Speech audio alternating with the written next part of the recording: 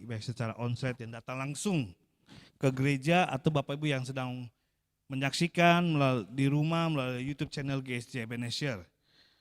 Puji Tuhan kalau kita tetap terus masih mencari Tuhan, masih terus setia untuk mengandalkan Tuhan. WPDA kita pada pagi hari ini diambil dari 1 Samuel. 1 Samuel 21 ayat 10 sampai 15. 1 Samuel 21 ayat 10 sampai 15. Ya. 10 sampai 15. 1 Samuel pasal 21 pembacaan waktu pribadi kita dengan Allah, kitab perenungan selama 2 tahun. Saat ini tiba di pembacaan 1 Samuel 21 ayat 10 sampai 15. Saya akan bacakan buat Bapak Ibu. Daud di Gad. Kemudian bersiaplah Daud dan larilah ia pada hari itu juga dari Saul. Sampailah ia kepada Akis, raja kota Gad. Pegawai-pegawai Akis berkata kepada tuannya, bukankah ini ada Daud, raja negeri itu? Bukankah tentang dia orang-orang menyanyi berbalas-balasan sambil menari-nari demikian? Saul mengalahkan beribu-ribu musuh, tetapi Daud berlaksa-laksa. Daud memperhatikan perkataan itu dan dia menjadi takut sekali kepada Akis, raja kota Gad. Sebab itu Daud berlaku seperti orang yang sakit ingatan di depan mata mereka dan berbuat pura-pura gila di dekat mereka. Ia menggores-gores pintu gerbang dan membiarkan ludahnya meleleh ke janggutnya. Lalu berkatalah Raja Akis ini kepada pegawainya, tidakkah kamu lihat bahwa orang itu gila? Mengapa kamu membawa dia kepadaku? Kekurangan orang gilakah aku? Maka kamu bawa orang ini kepadaku, supaya ia menunjukkan gilanya dekat aku. Patutkah orang yang demikian masuk ke rumahku? Nah, sampai demikian pembacaan firman Tuhan. Kalau kita membaca pembacaan firman Tuhan hari ini, bagi menceritakan bagaimana Daud lari Bapak Ibu dari Saul, ya, dikejar-kejar ya. Seharusnya Daud harus diberikan reward. Kenapa? Karena dia baru memenangkan satu peperangan dengan tentara Filistin. Dia melawan Goliat sendiri, face to face, 1 lawan 1. Daud yang masih unyu-unyu, masih cute ya, masih remaja, umur 12 tahun saat itu, melawan Goliat yang pandai jadi tentara yang luar biasa. Body fisiknya aja kalah jauh antara Daud dengan Goliat. Goliat, penafsir mengatakan Goliat sekitar 3,2 meter tingginya. Badannya gagah, mungkin sipek kali. Terus membawa barang-barang peralatan tentara itu yang luar biasa beratnya sekitar hampir 2 kilo. Itu peralatan jubahnya, pelindungan badannya, lembing tombaknya yang besar-besar.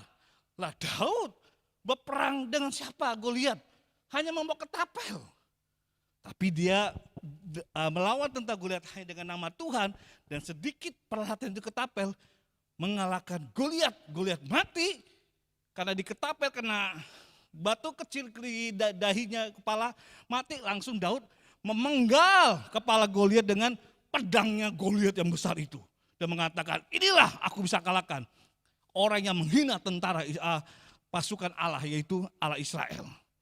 Daud bisa mengalahkan Goliat. Tapi apa yang terjadi Bapak Ibu? Seharusnya kemenangan lihat pembacaan sebelumnya.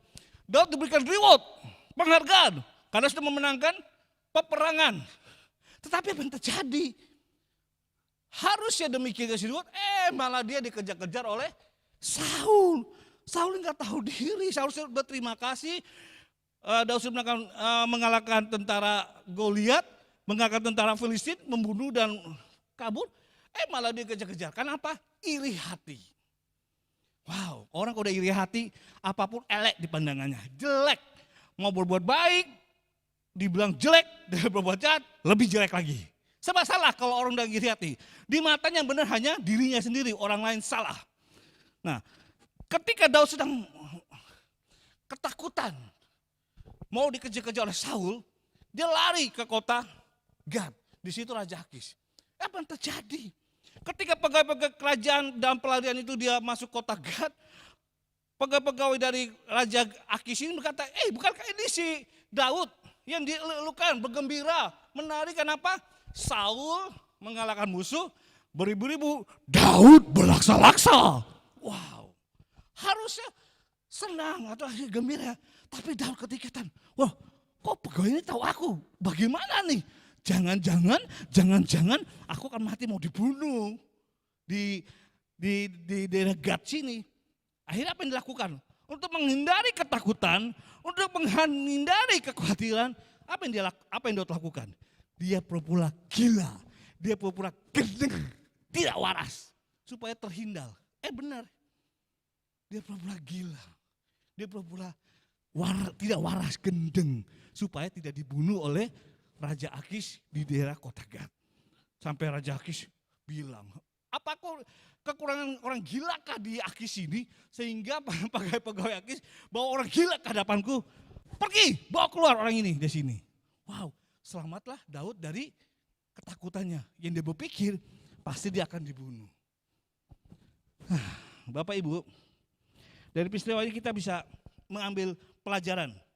Mengapa Daud berpura-pura berlaku seperti orang gila yang nyatanya? Daud menggores-gores pintu gerbang dan mengeluarkan lidahnya menoleh ke janggutnya. Kita pasti pernah mengalami hal yang namanya takut. Apa yang menjadi ketakutan Bapak Ibu? Begini.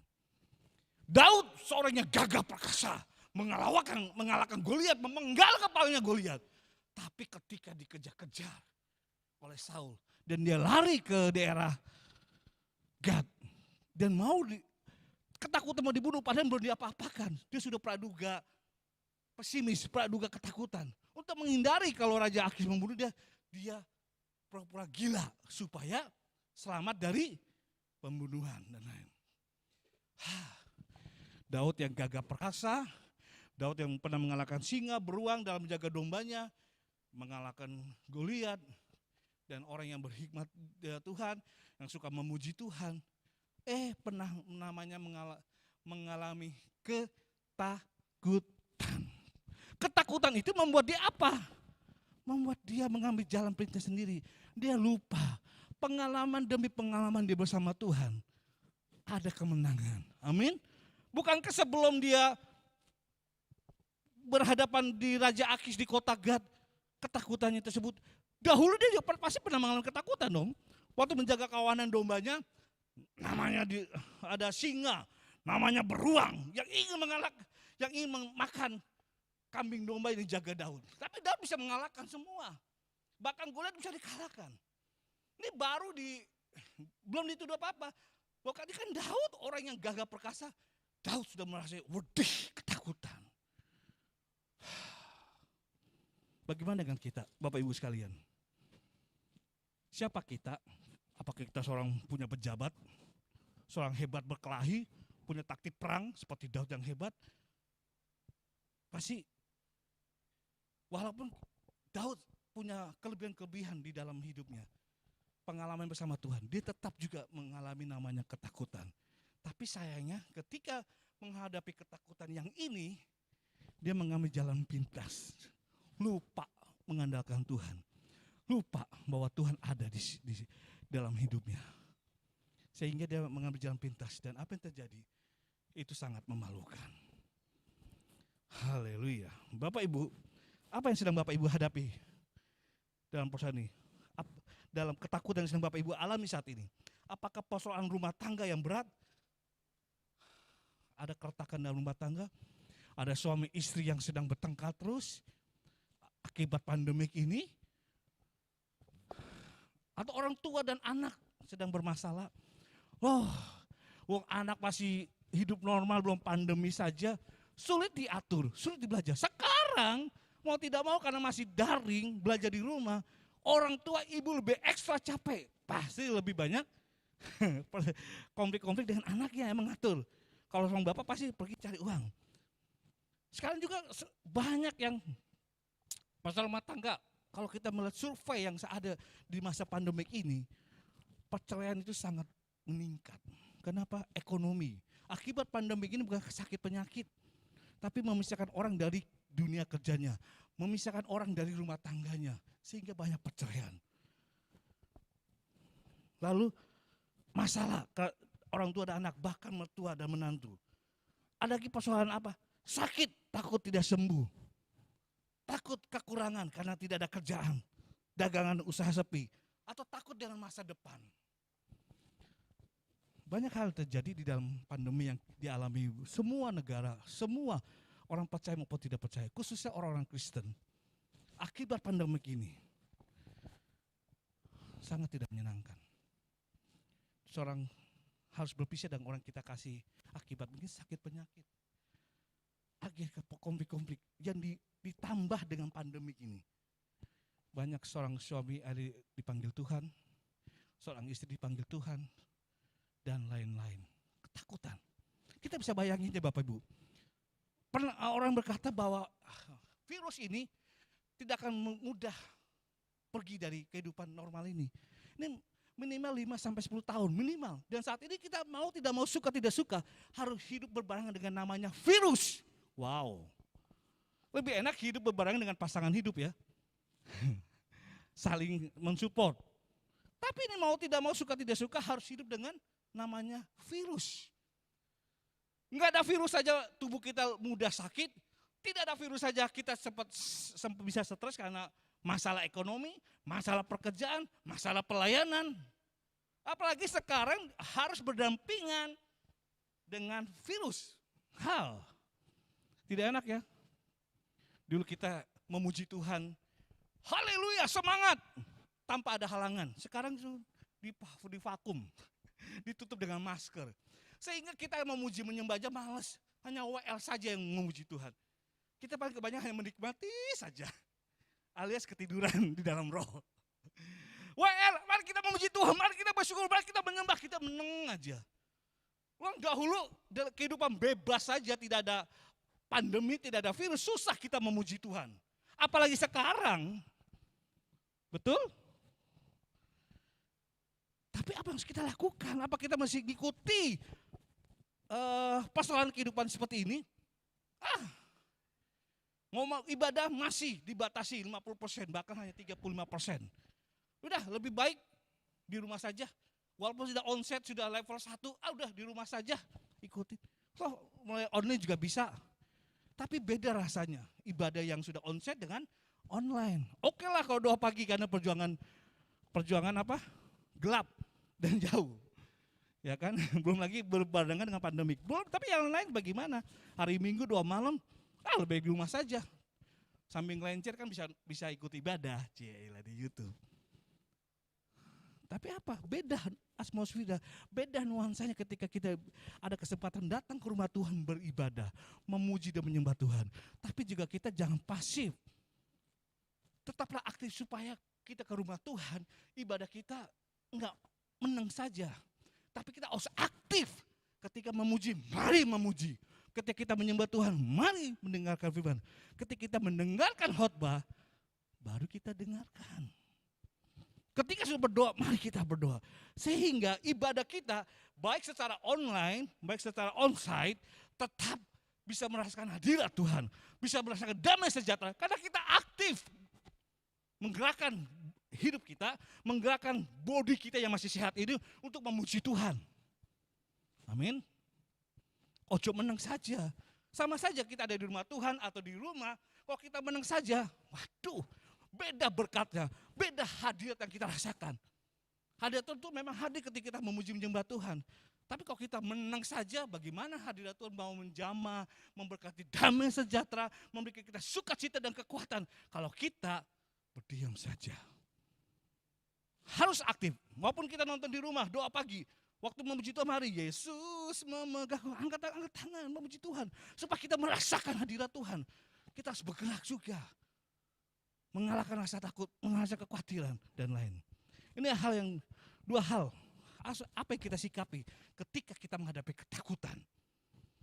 Yang pertama, di dalam WPD kita, tetaplah andalkan Tuhan. Artinya, Mengandalkan Tuhan itu berserah, mempercayakan sepenuhnya persoalan kesulitan kita kepada Tuhan. Dengan keyakinan, percayalah bahwa Tuhan Yesus sumber mujizat, sanggup mengadakan mujizat bagi kita. Percayalah bahwa Tuhan Yesus itu pengasih dan penyayang. Itu ada di yang tidak akan pernah membiarkan kita terus menerus dalam masa kegelapan. Mazmur 112 ayat 4, di Yohanes 9 ayat 3. Tetaplah andalkan Tuhan. Yang kedua, tetaplah setia kepada Tuhan. Jangan pernah meninggalkan Tuhan dan pelayanan karena masalah-masalah yang kita alami. Tetaplah setia sampai garis finish, sampai Tuhan panggil kita. Amin. Saya ngerti, dengan pandemi ini nggak mudah. Hamba Tuhan pendeta bisa saja ngomong sebegitu mudahnya. Tapi ketika diperhadapkan, Daud yang dikasih Tuhan, orang yang suka bermazmur, orang yang disayang Tuhan. Sampai Yesus lahir dikatakan keturunan Yesus anak Daud. Berarti betapa hebatnya Daud kan dekat dengan Tuhan. Begitu luar biasanya namanya di reward, diberikan penghargaan pada Bapa di surga. Tapi juga ketakutan ketika menghadapi ketakutan. Dia juga kekhawatiran ketika menghadapi khawatir.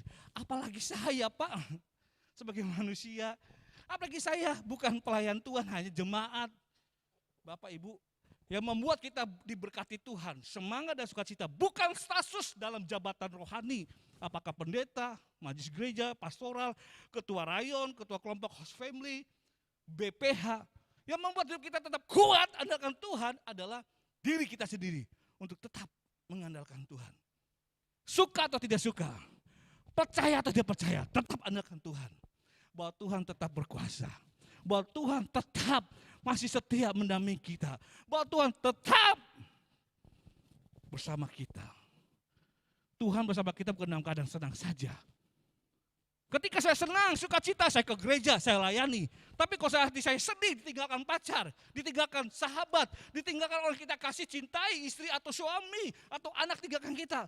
Wes, tidak perlu gereja-gerejaan, stop. Wes, tidak perlu pelayan-pelayanan, stop. Itu salah kita sendiri. Walaupun Tuhan izinkan, bukan Tuhan memberikan pencobaan ujian, tapi walaupun Tuhan izinkan, tapi percayalah Tuhan tidak menang. Tuhan tidak diam, dia tetap ada. Ketika kita sebut Yesus, Yesus. Yesus, Yesus tolonglah saya. Minimal dia hadir, dia mendengar. Langkah selanjutnya, yes, aku di sini. You are not alone, Tuhan katakan. Kamu tidak sendiri, aku tetap di sini. Saat ini kau merasakan sakit, Tuhan berkata, you are not alone. Kamu tidak sendirian, I'm here. Aku di sini bersamamu. Saat kita punya masalah keuangan, punya hutang piutang, Tuhan berkata, you are not alone. Kamu tidak sendirian, aku di sini bersamamu. Aku mengerti persoalan keuangan kamu. Ketika ada masalah, sakit penyakit, atau ada kemalangan kematian menimpa orang yang kita cintai, Tuhan berkata, you are not alone. Kamu tidak pernah sendiri. Aku tetap ada di sini. Karena Tuhan berkata, orang ibu kandung kita, Daud sendiri berkata, bisa meninggalkan kita, yang melahirkan kita, yang mengasihi kita, yang mencintai kita, tapi bisa juga meninggalkan kita. Tetapi Allah berkata, aku sekali-kali tidak pernah meninggalkan kau. Meskipun dalam keadaan susah, dalam keadaan ketakutan, kekhawatiran. I'm here, Tuhan katakan, aku di sini, aku bersamamu. Orang yang kau cintai bisa berkhianat, suami bisa tinggalkan istri bisa tinggalkan suami dan anak. Banyak kejadian, itu menimpa siapa saja, orang Kristen pun ditimpa. Dalam pelayanan saya jumpai, dalam sidang jemaat yang bermasalah dalam rumah tangga. Bahkan dia seorang pelayan Tuhan. Bisa seorang istri tinggalkan suami dan anaknya. Pergi dengan pria yang lain. Tapi tetap hidup harus berjalan terus. Selama kita hidup, kita harus berjalan. Enggak harus stop. Ketika ada persoalan kita stop, seolah-olah kita akan mati. Tidak. Sama Tuhan memberi berkesempatan hidup saat ini. Percayalah, tetaplah andalkan Tuhan. Bahwa kuasa yang tidak akan pernah berubah. Hanya model pertolongan Tuhan yang berubah, karena dia dinamis. Tapi kuasanya tidak pernah berubah. Amin. Yang kedua, jangan tinggalkan Tuhan. Jangan tinggalkan gereja. Gereja ini tidak membuat saya bertumbuh. Apa yang gereja berikan ketika saya kena PHK? Apa yang gereja berikan ketika saya ditinggalkan orang tua? Apa yang gereja lakukan pada saya ketika saya mengalami sakit penyakit? Ketika saya mengalami kena PHK? Tetaplah setia. Karena namanya bencana, semua dialami. Baik orang percaya maupun tidak. Baik pemimpin rohani atau sekedar jemaat biasa. Semua mengalami. Akibat pandemi ini saja bukan orang yang kekurangan hidup pas-pasan. Yang berekonomi juga mengalami masalah. Kena hutang piutang. Kena masalah dampak ekonomi. Akibat dampak ekonomi, dampak rumah tangga kamu semua terganggu. Tapi dua hal yang kita pelajari dari kisah ini. Saat ini waktu itu Daud adalah masih muda, wajar. Ada ketakutan, pengalaman. Tapi dia segera bangkit sesudah itu setelah Tuhan ingatkan. Kita bisa mengalami ketakutan, kekhawatiran. Tapi marilah bangkit. Bangkit. Bangkitkan iman kita. Bangkitkan semangat kita. Kalau bukan kita di sini siapa lagi? Gereja dengan berbagai aktivitas program hanya mendorong, mempush kita untuk bangkit. Bangkit dalam hal kerohanian. Bangkit, maju bersama Tuhan. Selanjutnya urusan Tuhan yang akan berperkara dengan diri kita masing-masing. Amin. Bangkit. Kena sakit penyakit tetap bangkit. Kena masalah pekerjaan di PHK tetap bangkit. Kena usaha bangkrut tetap bangkit. Ditinggalkan suami, ditinggalkan istri, ditinggalkan anak, tetap bangkit. Pergilah ke gereja, carilah Tuhan. Amin. Haleluya. Allah mengerti, Allah peduli apa yang kita hadapi. Ada seorang pernah bercerita, dan saya dengarkan kesaksiannya. Suatu ketika seorang anak muda Fakultas Kedokteran magang dari Bandung menuju ke kota Kendari. Aktif di dalam gereja, aktif dalam persekutuan untuk bersekutu sama mahasiswa Kristen. Dan di wisuda harus magang dulu. Maganglah dia selama 2 tahun. Dia berpikir, Tuhan, lowong aku di kota besar begini aja, jodoh aja susah, bahkan juga susah ya, belum aku dapatkan. Apalagi aku harus ke desa terpencil, magang, kedinasan, bertugas. Bagaimana aku mendapatkan pasangan? Apalagi ya kalau dokter, kalau bisa minimal dokter lah pasanganku, ya kan? Gitu, seimbang antara fisik dan intelektual lah gitulah. Atau dengan, ya kalau orang Jawa bilang B3 ya, bibit, bebet, dan bobot ya. Tapi Gersi berkata, aku percaya selama aku tetap setia dan yakin bahwa Tuhan berkuasa, dimanapun Tuhan pasti akan tolong dan sertai ikut. Benar Bapak Ibu, 2 tahun melayani, sudah magang di kota Kendari di sebuah desa, puskesmas. Tiba-tiba ada lagi dokter muda, ganteng, magang di puskesmas yang sama. Wow, senang ya. Ketemu, sama-sama bertugas, saya sama anak Tuhan Kristen melayani, memadu kasih di dalam Tuhan, ada menikah. Senang ya kan, tapi masih bertugas, belum selesai. Apa yang terjadi? Pasti pengen punya anak. Tiba-tiba rumahnya pun juga dibuat persekutuan. Ketika tanya pasien-pasiennya, Pak sakit, belum ada ibadah, belum ada gereja, ayo ke rumah saya nanti sore malam kita buat persekutuan doa, kita beribadah menyembah bersama-sama. Karena tidak ada gereja di desa tersebut. Oke, aktiflah memuji menyembah menghadirkan Tuhan. Tapi suatu ketika kita berdoa mengharapkan seorang anak, apa yang terjadi? Dia gak sadar kalau saat itu dia sudah hamil 2 bulan. Kemudian tiba-tiba jatuh waktu pulang dari dinas kerjanya sebagai dokter. Dan jatuh, pingsan. Sampai rumah, rupanya dibawa ke rumah sakit. Pendarahan, bayinya sudah dipanggil Tuhan. Ketika dia sadar, dia berkata, loh apa yang terjadi? Kamu sebenarnya hamil katanya. Jatuh tapi kamu sekarang sedang hamil. Oh syukur puji Tuhan, apa yang terjadi? Tapi sayang, anak saya panggil Tuhan. Oh dia nangis. Dia berkata, Tuhan aku sudah setia beribadah, aku sudah setia melayani. Dan kalau engkau izinkan seorang anak, kenapa? Dengan tangisan saja aku tidak mendengarnya. Kebahagiaan seorang ibu ketika mendengar seorang bayi pertama kali. Untuk memegang, memomong saja tidak ada. Tapi kenapa engkau izinkan beri? Kalau engkau beri, kenapa tidak engkau izinkan? Aku mendengar tangisan bayiku, tidak aku sempat menggendongnya. Dia nangis. Apa Tuhan masih ada?